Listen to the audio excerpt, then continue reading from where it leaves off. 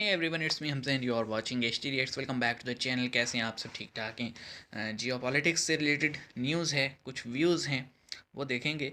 Title है कि 21 foreign countries request we want Indians. देख पाकिस्तान की जली। देखें, अगर हम बात कर रहे हैं वर्क फोर्स की, तो चाहे वो इंजीनियर्स हों, डॉक्टर्स हों, स्किल लेबर हो, अनस्किल लेबर हो, इस वक्त गल्फ़ में ख़ास तौर पे मिडल ईस्ट में एक कहा जाता है कि जो प्रेफरेंस रखी जाती है ना, फर्स्ट है इंडियंस, देन है बांग्लादेशीज, और आखिरी नंबर पे हैं पाकिस्तानी। वो इसलिए हमें चूज़ नहीं करते।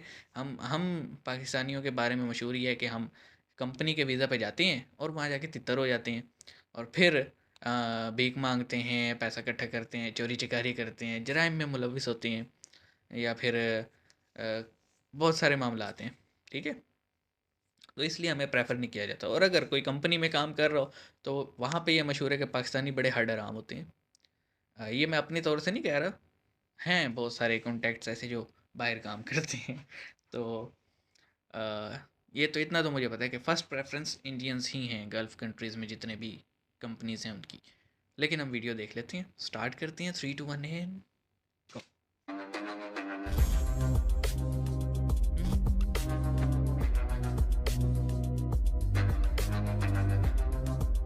नमस्कार दोस्तों अब भारत को लेकर के दुनिया की सोच नमस्कार। बदल रही है। एक समय था जब दुनिया के लोगों को लगता था कि भारत में वो लोग रहते हैं जो सांपों को नचाते हैं। लेकिन दोस्तों अब जब भारतीय मूल के दुनिया के सबसे बड़े कंपनी के सीईओ कहते हैं कि उनके दिल में भारत बसता है, तब दुनिया की सोच भारत को लेकर बदलती है। सुंदर जब पिचाई, दुनिया के काफी सारे सीईओ देशों गूगल। में भारतीय मूल के हेड ऑफ स्टेट नियुक्त होते हैं, जैसे कि यूके के prime minister Rishi Sunak, America के vice president Kamala Harris, Portugal के प्राइम मिनिस्टर एंटोनी कोस्टा, इसी तरह से बहुत सारे वर्ल्ड लीडर्स हैं जो भारतीय मूल के हैं, जो दुनिया के काफी सारे देशों में हेड ऑफ स्टेट की पोजीशन पर है। दोस्तों अब दुनिया भर में जितने भी बड़े बड़े फॉरेन यूनिवर्सिटीज है, वे सब भारतीय स्टूडेंट को अट्रैक्ट करने के लिए अलग से स्कीम चला रही है, हाँ, ताकि भारतीय छात्र उन यूनिवर्सिटीज में पढ़कर अच्छे यूनिवर्सिटीज रिसर्चर्स का भी है ना। नाम रोशन करें। और दोस्तों एक आर्टिकल में ये भी कहा गया है कि 2024 तक 1.8 बिलियन भारतीय छात्र फॉरेन यूनिवर्सिटीज में पढ़ रहे होंगे। तो चलिए दोस्तों इसी पर पाकिस्तानी अवाम और मीडिया का रिएक्शन देखते हैं। ये जो भारत देख रहे हैं ना, एक नया हाँ, यही भारत, कहना है। ये भारत जो है अपनी जगह, अपने ताकत पे, अपने दम पे बना रहा है दुनिया में। बलबूते और पे बनाई है जिसको ना। जैसे समझ आता है उसको वैसे ही समझा रहा है। प्यार की भाषा समझ आती, प्यार से समझाता है। खरी खोटी सुनानी है वो सुना देता है। लॉजिक देना है, फैक्ट देना है, या टेबल पे मुक्का मारना है। जो भाषा जैसे आपको समझ आती है या वैसे मुंह समझा पे रहा भी। है। अब देखिए, डॉक्टर जयशंकर साहब 27 साल बाद ऑस्ट्रिया गए। लास्ट शो में हमने बात किया था साइप्रस में कैसे हमने हथौड़ा मार लिया। अब देखिए साइप्रस की खबर जी, अर्दवान पूरे साहब को। जगह मीडिया में घूमी जब हमने कहा साइप्रस को कवर किया कि साइप्रस इंपॉर्टेंट क्यों है, खलीफा क्यों कापा, खलीफा के क्यों प्यार कापे। और लोगों का बड़ा धन्यवाद, लाखों में उसके व्यू आ गए, बड़ा धन्यवाद और साधुवाद। लोगों का प्यार मिलता है, प्रोत्साहन मिलता है, और आपने ट्वीट भी किया था उसके लिए। तो रोहित भाई, यहाँ पे दो तीन चीजें समझने की है। एक, इंडिया की एंट्री यूरोप में। आप ऑस्ट्रिया की बात देखिए, 2.5 बिलियन का ट्रेड है, 150 कंपनी उनकी यहाँ है। हमने बोला कि यार इस ट्रेड को बहुत ऊंचा करना है, कि 150 क्यों, हजारों कंपनियां यहाँ लाओ। और ऑस्ट्रिया एक सशक्त इकोनॉमी है यूरोपियन यूनियन की। यूरोपियन यूनियन में फ्रांस की बात करें, जर्मनी की बात करें, बाकियों की बात करें, वैसी ऑस्ट्रिया भी है। ऑस्ट्रिया में एक और एडवांटेज है हमारे पास, उनका हमारा कनेक्ट अच्छा है, कोई डिफरेंसेस नहीं, कोई इश्यूज नहीं है। 27 साल बाद जाके भी doctor Jaishankar could kick start the relations. और आपको पता, अच्छी खबर आपको सुनाता हूँ ना, Austria wants to do FTA with India. Austria India के साथ एफटीए करना चाहता है। ये चीज बहुत इंपॉर्टेंट है, बहुत जरूरी है बताना। ये है। अब वहां एक टीवी शो में डॉक्टर जयशंकर साहब गए थे, तो दो तीन चीजें इंपॉर्टेंट हुई। पहले उन्होंने बोला, यार अगर मैं चाहूं तो पाकिस्तान के खिलाफ I can use harsher words, but जिस कंट्री में टेरर कैंप चलते हो, जिस कंट्री में टेरर सपोर्ट होता है, टेरर ट्रेनिंग होती है, हाउ कैन दैट कंट्री से I am not supporting terrorism, how can that से कंट्री से I am not aware of terrorism. ये और तो है ना। मुद्दे की बात यह है, यूरोप को कटहरे में खड़ा कर दिया। याद है आपको डॉक्टर शंकर साहब ने क्या लिखा कहा था? Europe can not think the world's problem is not Europe's problem and Europe's problem is world's problem. देखिए वो लॉजिक फिर आ गया। अब देखें, इस वीडियो में ना 3-4 चीज़ें कवर हो गई। एक तो ये है कि हम ये सिर्फ एम्प्लॉयमेंट के लिहाज से देख रहे थे चीज़ों को। यहाँ पे स्टूडेंट्स का भी ज़िक्र है, एकेडेमिया का ज़िक्र है, और एकेडेमिया में आपको पता है कि सबसे ज़्यादा इंडियंस को प्रेफर किया जाता है। यानी हम सिर्फ कंपनीज़ में नहीं, हम वहाँ भी बड़ी मार खाते हैं। कहा यह जाता है, प्रेफर किया जाता है इंडियंस को, क्योंकि वो अच्छे रिसर्चर हैं। वो उनको जो असाइन किया जाए ना काम, वो उसको पूरा करते हैं, उसमें डंडी नहीं मारते, बहाने नहीं मारते। जैसा काम सुपरवाइज़र चाह रहा होता है, प्रोफेसर चाह रहा होता है, वैसा ही करके देते हैं। अ, एक हमारे दोस्त हैं, कतर गए थे शटडाउन के लिए, तो उनकी ड्यूटी लगी क्यूसी डिपार्टमेंट में।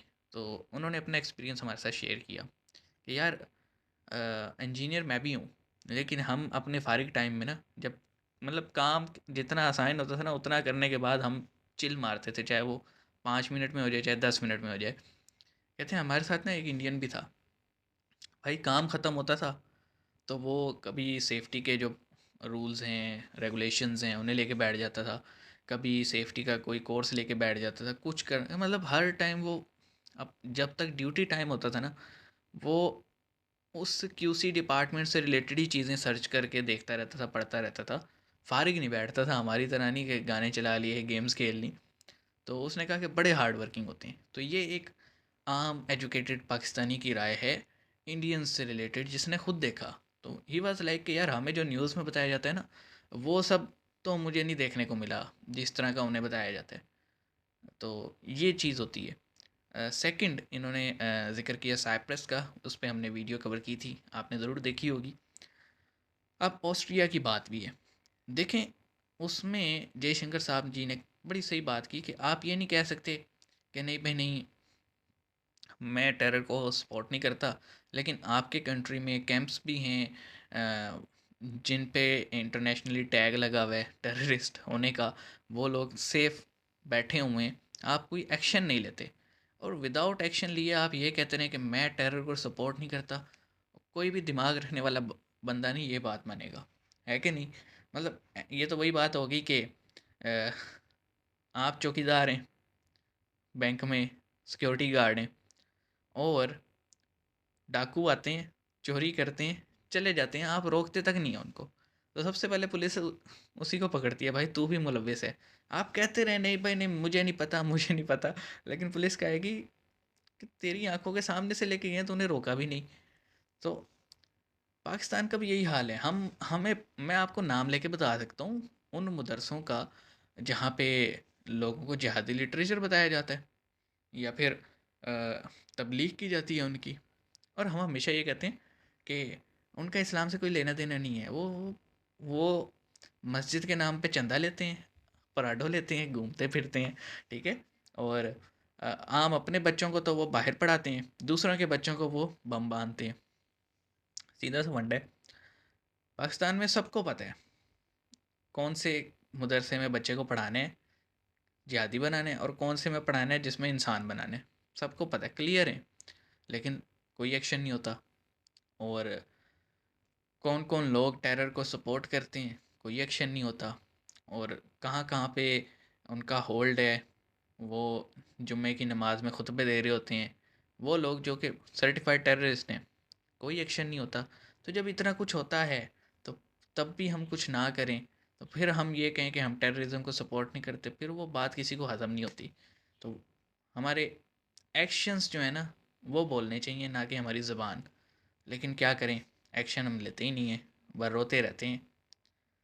हमें सोचना पड़ेगा और फिर काम करना पड़ेगा। आप क्या समझते हैं, कमेंट सेक्शन में बताइएगा। मिलेंगे नेक्स्ट वीडियो में, अपना ख्याल रखिएगा। सी यू गाइस।